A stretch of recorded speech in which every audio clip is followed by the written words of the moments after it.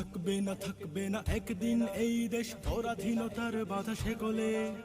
আসবেই এদেশের ক্ষমতা নতুন এক অমরের দখলে।